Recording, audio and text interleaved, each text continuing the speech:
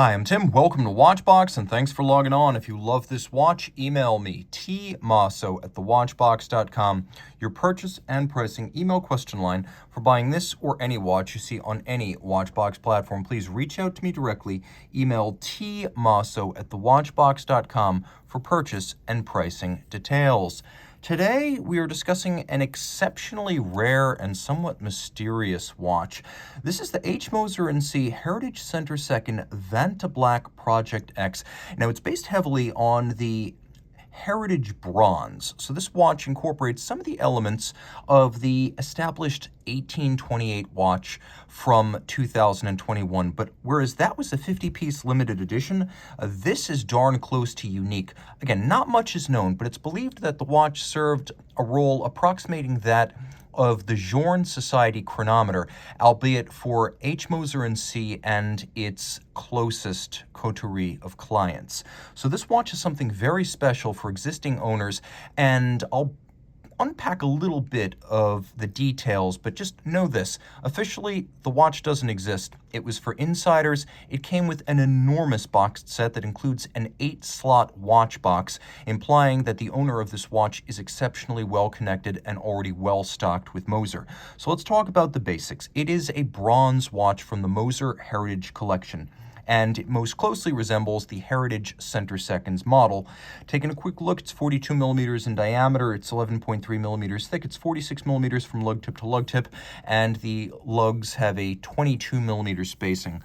On my wrist, which is 16 centimeters in circumference, you can see it wears well. It wears quite light, being principally bronze, titanium, and sapphire, and it wears quite low. So if you did want to wear this underneath a dress cuff, that would be easy to accomplish. Now, being only 46 millimeters from lug to lug, I find this is an easy watch to wear in spite of its 42 millimeter size. You're going to find no issues here, and I would actually recommend this as a unisex model. At least try it. We offer a 7-day no questions asked return policy, so if you have a smaller wrist, you try it, you don't like it, you can always send it back. But because of the way this fits, I think it's actually worth the shot. It wears a lot like a smaller wire lug Panerai Radiomere.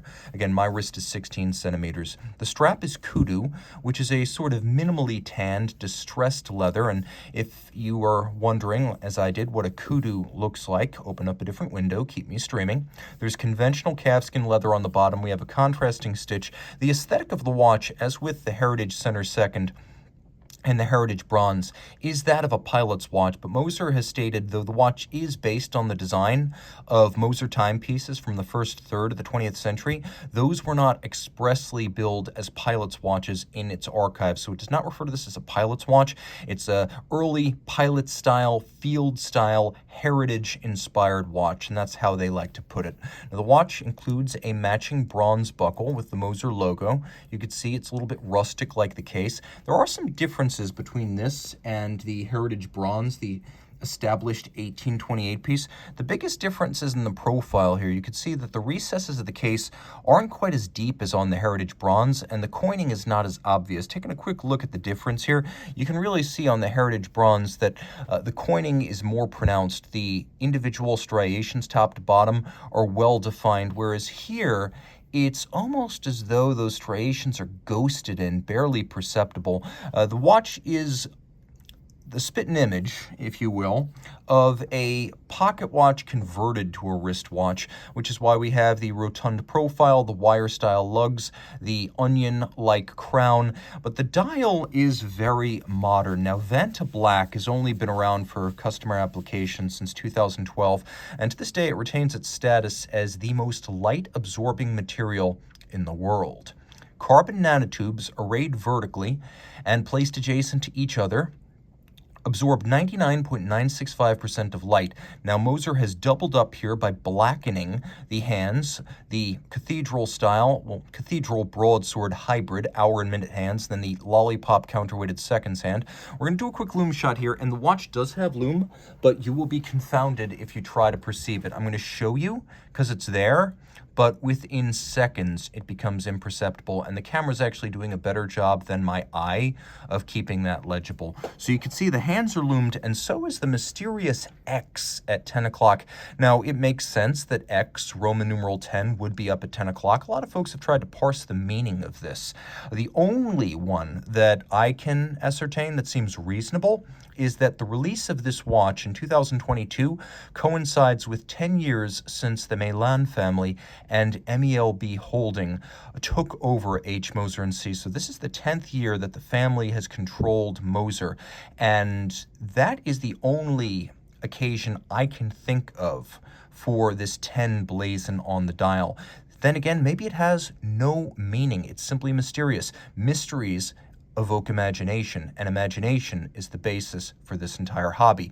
It's the wonder of discovery. X marks the spot. Why? Who knows? But it's fun to wonder. Flip it all over. Caliber HMC 200. This is widely seen on Moser sports watches and automatic winders. It's a magic lever style pole-based bidirectional winding system.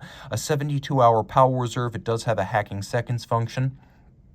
It beats away at 21,600 vibrations per hour, and it's adequately braced against shock thanks to a full balance bridge and a free-sprung balance with a particularly attractive stud holder for the hairspring. You can see that the stud is black polished, and the holder is a anti-whiplash spring. Now we have Precision Engineering in-house at Moser. It's their sort of mini subsidiary that makes all the tough parts of movements, including escapements, hairsprings, and balances. So the entire assortment here is Moser's own. They even make this recessed bolt aerodynamic free-sprung balance and their own hairsprings. We have double-crested Côte de Genève across the bridges, a Moser signature. There's engine turning in 2 sizes on the base plate. All the screw heads are black polished. There is a mechanically applied but handsome bevel on the edge of the bridges. There's black polishing on the teeth of the ratchet wheel. You can see a concentric pattern on the core of the crown wheel, and then the teeth of the crown wheel are polished, and we have 3 different finishes on the rotor plus ceramic bearings, unlubricated, high efficiency, low friction to maximize that magic lever bidirectional winding efficiency. You can see the click is black polished along with the screw fixing the click in place, and all of this is 30 meters water resistant. X marks the spot. Why? Who knows? But it's fun to speculate.